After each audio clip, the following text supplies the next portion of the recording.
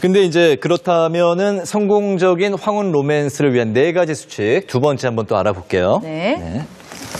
짠. 이거 중요한 것 같습니다. 돈 거래하지 마라 이렇게 돼 있네요. 이게 기사에도 좀 나고 그랬던 것 같은데 네. 황혼 로맨스 빙자 네. 사기. 이렇게 꽃뱀이나 뭐 제비 사건이라고 많이 알려졌는데요. 최근에 많이 알려진 꽃뱀 사건은 80대 좀 어르신인데 90억 정도의 제 사상가였습니다. 근데 60대 여성이 접근을 해가지고 그 돈을 다 빼가고 그 와중에 혼인신고도 하고요. 근데 가둬놓고 자식들 몰래 그 돈을 다 뺏어 가가지고 사기죄로 나중에 문제됐던 사건인데 좀 어르신이 치매 같은 게 있고 자식들이 그걸 잘 관리를 못 해가지고 그런 일이 일어나는 경우도 많이 있습니다. 근데 저런 거는 진짜 우리가 많이 보잖아요. 아니, 드라마에나 근데 중요한 건 이런 얘기 저분은 이제 아니에요? 치매라도 좀 있으시잖아. 근데 멀쩡하신데 왜 또 콩깍지가 그러게. 콩깍지가 씌어가지고 또 우리는 보이는데 안 보이. 맞아. 본인은 안 보이세요. 근데 이제 돈을 얘기가 나왔을 때는 좀 알 수 있을 것 같아요. 그냥 호의로 내가 돈을 주는 건 괜찮은데 갑자기 만난 지도 얼마 안 됐는데 많이 만났다 하더라도 어디를 투자를 하라고 한다든지 아니면 돈을 빌려달라고 한다든지 반복해서 그런 얘기를 한다면 약간은 의심을 할 필요가 있지 않을까. 지금 말한 것처럼 꽁깍지가 있기 때문에 이 사람 너무 좋아서 뭐라도 주고 싶지만 돈이 계속 오간다면 문제가 될 수 있거든요. 실제로 사례 중에 이 노인정에 있어서 알게 된 67세 여성인데요. 이게 결혼을 빙자해서 생활비 명목으로 15차례 8개월 동안 약 2천만 원을 가로챈 실제 남성도 있습니다. 남자가 여자한테 사기를 치거나 이러는 경우도 있거든요. 결국은 결혼이라는 얘기로 돈을 받아가는 거, 투자를 해락하는 거 이런 것들은 조금 의심을 하는 게 바람직하지 않을까 생각이 듭니다. 저는 연인 간에는 돈 빌려주고 이런 건 안 하는 게 맞지 않나. 저만 그렇게 생각하나요? 그게 거기서부터 모든 안 좋은 게 시작되니까. 문제거리가 생기는 거예요. 그런 생각이 그렇죠? 많이 듭니다. 돈 얘기는 가급적 이야기하지 않는 게 좋다. 네, 알겠습니다. 성공적인 황혼 로맨스를 위한 4가지 수칙 알아보고 있습니다. 세 번째는 어떤 걸까요?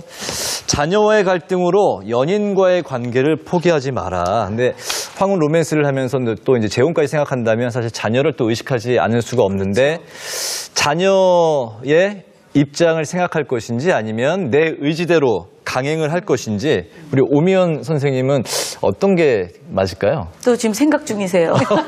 오늘 굉장히 어쩌면 생각이 좋아. 많으시죠. 진짜 어려울 것 어쩌면 같아. 좋아. 그냥 네. 내 감정대로 못하고. 이 부모는 자녀를 늘 우선순위에 둔다고요. 그래서 내 인생이 아니고 아이들과 함께하는 인생을 맨날 생각하거든요. 맞습니다. 그래서 자녀들이 내가 이렇게 한다면 어떻게 생각할까를 너무나 생각하는데 만약에 반대한다 하더라도 이 자녀들이 뭘 반대하는지 들어봐야 될 것 같아요. 왜냐하면 나도 왜 콩깍지가 반대하는지. 씌어 있을 수가 있잖아요. 그렇죠. 자녀들이 볼 수 있는 걸 나도 못 볼 수가 있는 거거든. 예. 그래서 요거는 시간을 두고 자녀들과 계속 함께 소통하고 함께 만나보고 하면서 결정해야 되지 않을까. 무조건 자녀가 반대하는 거를 무시만을 하면 안 된다고 나는 생각해요. 네. 오히려 내가 못 보는 객관적인 의견을 예. 좀 줄 수도 있고 또 시간을 가지면서 한 발 물러나서 나도 잠깐만 이제 정말로 이렇게 진행이 돼도 되나를 고민을 하는 것 계기가 같아요. 되는 네. 것도 나쁘지 않을 것 같은데 네. 혹시 전진주 선생님은 결혼하실 때 뭐 가족 반대 뭐 이런 게 있었을까요? 만약에 아이들이 반대를 조금이라도 했다면 안 했을 거예요, 결혼을. 네. 네, 왜냐하면 아이들의 의견 되게 중요해요. 왜냐하면 결혼을 해서 아이들이 출가를 한다 해도 가족이기 때문에 계속 같이 보고 살아야 되잖아요. 네. 그래서 아이들이 뭐 의견이 뭐 결혼 안 했으면 좋겠다 했으면 저도 안 했을 것 같고요. 저희 수진이나 뭐 아이들도 다 축복해줬고 우리 아들은 이제 군대에 있을 때 제가 네.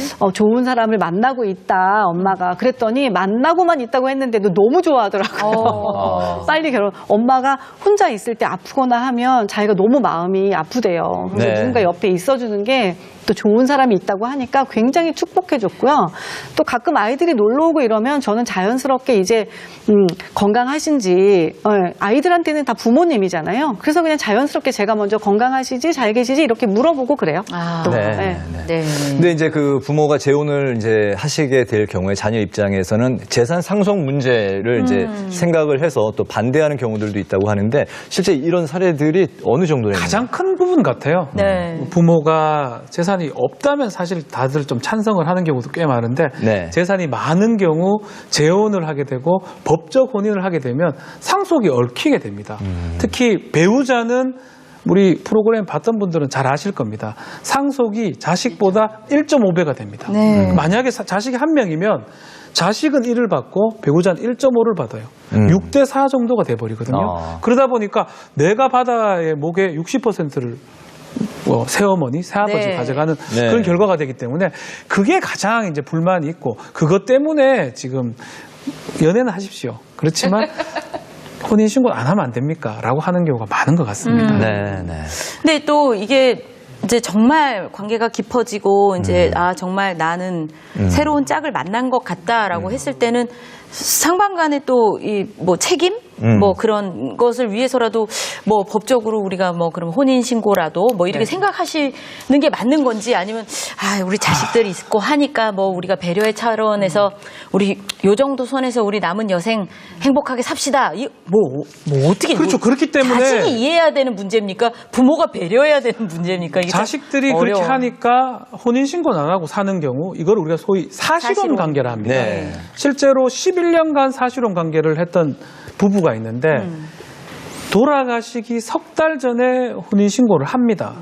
그래서 혼인신고를 하게 되면 지금 계속 얘기한 것처럼 그 배우자는 1.5를 받게 되고요. 자식들은 1을 받게 됩니다. 네. 나중에 이제 이걸 알게 된 자식들이 그 혼인신고 무효 아니냐라고 소송을 제기한 사례가 네. 있어요. 근데 결과론적으로는 네. 사실은 사실혼 관계가 11년 동안 인정이 된다 그러면 법률하고 비슷하게 법적 효력을 부여합니다. 그래서 결국은 그 배우자 아내분이 이겼는데 이 나중에 이제 문제가 되면 자식들하고 법적 소송이 되는 경우가 꽤 많이 있는 것입니다. 그 경우가 그러니까 11년 동안 동거가 아니고 사실혼을 인정을 받았기 때문에. 그렇죠. 만약에 동거였다고 하면 네. 지게 됩니다. 예. 근데 사실혼이었기 때문에 그 법적으로 혼인 신고가 유효하다. 그렇죠. 배우자가 이겼다고 봐야 되겠죠. 네, 네. 이게 상속의 문제이긴 네. 한 건데 이게 또 우리 잘 모르지만 어디까지를 동거로 봐야 되고 어디까지를 사실혼으로 봐야 되고 어디까지를 혼인과 거의 같다. 이게 왜냐면 이제 상속에 걸려 있으면은 맞습니다. 이게 또 돈이 이게 커질수록 이게 더 큰 싸움이 되지 않습니까? 연애, 동거, 결혼. 사실혼, 결혼이거든요. 네, 아까 관계로 그 보면요. 우리 봤던 연애는 항목들. 말씀 그대로 진짜 만나고 대화 나누고 데이트하고 이런 게 연애라고 하면 네. 동거는 뭔가 같이 사는 것 같은데 아직까지는 혼인 관계 가지 않았던 거. 사실혼은 그 이상이 되는 거. 법률혼은 혼인 신고를 하는 거고. 그 제일 중요한 거는 법적으로 의미 있는 거는 사실혼부터 법률혼입니다. 근데 사실혼이 뭐냐고 질문을 하면 아주 간단합니다. 뭐죠? 법률혼하고 똑같은데 혼인신고만 없는 거예요. 누가 보더라도 저 사람들은 부부인데 호적이나 지금 가족관계 증명서, 혼인관계 증명서인데 신고를 안 해서 그 증명서에 혼인신고 안 돼 있는 거를 법적으로 연결돼 있지 않는. 네, 사실혼입니다. 사실혼은 법적인 많은 효력을 부여하거든요. 네. 그래서 이제 판례적으로 자식들하고 이제 사실혼 관계자하고 소송이 붙으면 네. 어떤 걸 가장 기준으로 본다면 제가 몇 가지를 말씀드리면 첫 번째는 주소가 같은지 아닌지 이 부분을 봅니다. 같이 사는 거죠. 그죠? 동거인인지. 이게 정말 중요한 네, 법원 네. 판례 중에 하나고 두 번째는 호칭이 여보, 당신. 그러니까 호칭을 누구누구 씨라고 하기보다는 여보, 당신 이렇게 부를 때 네. 사실혼 관계 인정받기 좋고요. 오빠 이런 거 안 돼? 나도 오빠인데. 오빠 좋습니다. 오빠 정도면 괜찮아? 좋습니다. 오빠도 괜찮아. 괜찮아. 나는 아직 법적으로 결혼을 했지. 정말 오빠, 정말 오빠. 정말 오빠. 네. 세 번째 우리 판례 중에는 해외여행 같이 간 것도 많이 보고 있고요. 여행을. 해외여행 갔다 거 아니면 부부 동반 모임 같은 사진 같은 거, 가족 모임 같은 사진 같은 거, 해외여행 같은 거. 국내 여행하고 또 다른 거예요? 해외여행은 사실은 그냥 사귀는 사이면 가기 조금 불편하니까 같이 갔던 경우 또 수입 관련해서 한 통장에서 왔고 또 그리고 한 어떤 계좌에 쓰고 있다는 거 관리했다는 거 인정받으면 사실혼이 될 수가 있고요. 사실혼이 되면 엄청 효과가 생깁니다. 상속만 못 받을 뿐이지 다른 혼인하고 똑같습니다. 네. 만약에 사실혼 관계가 인정됐는데 두 사람이 혹시나 깨지게 되면 재산 분할도 받을 수가 있고요. 위자료도 받을 수 있고 뭐 나중에 이제 혹시 사망하게 되면 상속은 못 받지만 뭐 주택임대차보호법에 이제 상속도 받을 수가 있고 네. 국민연금 같은 것도 받을 수가 있습니다. 그러니까 사실혼이냐 법률혼이냐 동거냐 차이가 상당히 납니다. 네. 그 상속은 못 받는군요. 동거를 네. 사실혼이면은 법적으로 결혼해야 되겠네. 제가 내린 결론인데 어쨌든 근데 부모님이 몇 년이고 또 함께 두 분이 편안하고 행복하게 사셨던 분인데 네. 네. 자녀들이 좀 그런 건 좀 양보를 해야 되지 않을까 하는 생각이 좀 드는데. 그렇죠. 재산을 네. 좀 가져가는 게 어떠냐 했는데 제가 조금 예를 한번 들어보겠습니다. 만약 이제 아버지인데 1억을 갖고 계신 아버지예요. 네. 근데 새어머니, 그러니까 상혼 재혼을 했던 네. 겁니다. 법적인 혼인하고 자식은 한 명 있다고 가정했을 때 원래 같으면 사망하게 되면 이 자식이 1억을 받아가는 게 맞습니다. 근데 만약에 상혼 재혼을 해가지고 법적 혼인이 된다 그러면 자식은 4천이고 돌아가시게 되면 새로 들어온 이제 어머니라고 보는 분이 6천을 받아가게 됩니다. 여기서 좀 엇갈리게 되죠. 더 좀 나아가 볼게요. 만약 이 어머니가 돌아가시면 이 재산은 어디로 가냐면 피 따라가요. 그 어머니의 친자식들한테 상속이 됩니다. 그래서 지금 아버지 아들 입장에서는 1억 중에 4천 말고 나머지는 다 공중에 분해되거나 없어질 가능성이 있는 거거든요. 네네. 그래서 법적인 부분들이 항상 이게 문제가 될 수가 있습니다. 네네, 알겠습니다. 성공적인 황혼 로맨스를 위한 수칙 살펴보고 있는데요. 네. 재산 상속을 위한 법률적인 문제 또 이제 살펴봤습니다. 자, 그 네 번째 수칙 한번 또 볼게요. 짠. 재혼을 강요하지 마라. 재혼을 재촉하지 말라는 얘기인가요? 아, 그럼요. 우리가 참 옛말이 귀한 말이 많은데 반을 허리매어 못 써요. 다른 것은 모르겠지만 우리가 결혼을 해봐서 알잖아요. 재혼이라는 건 결혼하고 똑같은 형태이기 때문에 이걸 성급히 선택했다가 어떤 낭패를 보게 되는지 우리가 주변에서도 보고 또 인생을 통해서도 그 경험의 열매를 얻은 적이 있는데 가만 생각해 보면 우리가 재혼만큼은 늘 제가 이런 말씀을 드립니다. 전혼에서 예를 들어서 사별을 하셨다. 그리움이 너무 크고 또 전혼에서 전 배우자와 관계가 너무 좋잖아요. 예상외로 사별 이후에 재혼의 시간이 엄청 빨리 옵니다. 그래서 제가 아는 분은 사별하시고 불과 7개월 만에 재혼을 하셨어요. 그러니까 1월에 돌아가셨는데 8월 말에 재혼을 하신 겁니다. 그러니까 이 자식들이 너무 속이 상해가지고 부모하고 자식하고 사실 사이가 좀 안 좋은 경우가 생겨났었는데 중요한 건 뭐냐? 우리가 사별로 어떻게 배우자와 헤어졌건 아니면 이혼을 통해서 우리가 새로운 재혼을 시작하게 됐든지 간에 첫 번째 기준은 뭔가? 충분히 사귀어라요. 충분히 교제해라. 이건 왜냐? 100세 시대예요. 100 플러스 시대입니다. 안 죽어요. 그러니까 여유를 가지고 최소한 1년 이상은 꾸준히 사귀시면서 적어도 저는 1년은 넘어서 계절 한 번에 4번 1년 바뀌죠. 그래도 2번씩 계절은 겪어봐야 된다. 전 그렇게 생각을 하고요. 그다음에 또 한 가지 우리가 기억해야 될 게 우리가 충분히 사귀어야 될 이유는 자녀들도 이 사람을 좀 알아가야 돼요. 나는 이 사람의 장점도 알고 나는 이 사람의 단점도 알아요. 그러나 자녀들은 369로 보거나 아예 내가 재혼한다 그럴 때 혹은 그 전에 한 번 정도밖에 못 보거든요. 우리가 이제 가족이 될 사람들이라면 내 자녀들도 굉장히 중요한 결정자이고 함께 살아갈 우리가 핏줄 공동체이기 때문에 이 가족들도 같이 이 내 새로운 배우자를 알아갈 시간이 충분히 필요하다. 그러기 위해선 충분히 교제하는 시간이 필요하지 재촉해서는 안 된다라는 말씀입니다. 네. 네, 아까 시청자께서 질문을 주셔서 뭐 만나실 수 있는 무슨 결혼 정보 사이트라든가 뭐 이런 것도 말씀해 주셨는데 어르신들 어디 가셔서 이렇게 좀 인연을 맺으실 수 있을까요? 로맨스를 꿈꾸는 분들은. 네. 로맨스의 1번은 역시 동네입니다. 네.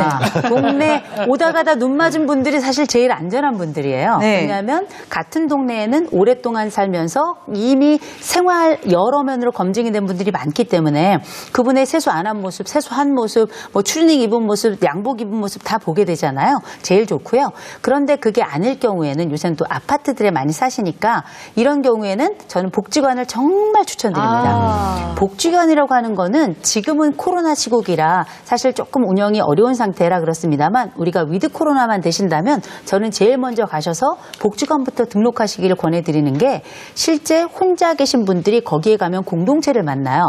근데 그 공동체가 어떤 공동체냐면 학습 공동체입니다. 같이 공부하고 같이 또 밥을 먹고 같이 또 생활하면서 여러분들 가운데 서로 연락처도 주고받아서 이 사람이 어떤지에 대한 평판까지 알 수 있거든요. 그래서 거기 가시면 꼭 연애를 안 하셔도 우리 삶에 활력이 많이 붙는데 하물며 거기서 검증된 또 다른 분을 만나서 새로운 삶을 계획하신다면 얼마나 좋게요. 그래서요. 네. BC라는 용어가 있습니다. BC요? 네. 예, BC 복지관 커플. 아. 우리 대학 다닐 때 우리 캠퍼스 커플 CC. CC가 캠퍼스 커플이잖아요. 그래서 복지관 커플이 있고요. MC라는 게 있어요. 두 분 MC 말고 MC는 예. 어딜까요? 뭐예요? 등산입니다. 마운틴. 마운틴. 등산 커플. 맞아. 산에서 많이들 만나신다고. 그래서 사실 동호회 같은 거 하면 대화가 통하잖아요. 예, 그럼요. 자주 만난다고 합니다. 네. 정말 이렇게 만날 수 있는 기회와 이제 그런 장들이 많이 있는 것 같아요. 맞습니다. 동네부터 해서 산 정상까지. 동호회까지. 네, 동호회까지. 네. 근데 또 이 방해꾼들이 또 항상 문제인데, 아. 예, 사랑의 방해꾼들. 이 어떤 방해꾼들은 존재들이 있을까요? 어떤 분들이에요? 어떤 사례인가요? 방해꾼? 네. 글쎄요, 저도 알고 싶습니다. 어떤 사례들이 있을까요, 선생님? 아니, 저희가 이런 사례들은 되게 많아요. 사실 재혼에 있어서 가장 반대를 많이 하는 사람들이 자녀들이거든요. 네. 근데 이 자녀들이 다른 건 모르겠는데 참 부모하고 이 재혼을 중심으로 관계를 끊는 경우들이 생겨나더라고요. 어떤 사례가 있었냐면 한 분이 이제 65세에 새로운 사랑을 발견하셔서 연애를 시작하신 거예요. 연애를 시작하셨는데 문제는 뭐냐? 실제 이 연애를 시작한 이분이 1년 정도 교제를 했는데 이 남자분이 위암이 판정을 받은 거예요. 위암 판정을 받으면서 사실 나는 이분하고 함께하고 싶다 그랬는데 가족들 입장에서는 함께하도록 오케이 하겠어요? 그 병수발을 누가 들겠어요? 다 반대하면서 그 자녀들이 딸이 셋이 있었는데 그 딸 셋이 다 외국에 다 나가 있었거든요. 그 세 자녀가 다 엄마랑 관계를 끊은 겁니다.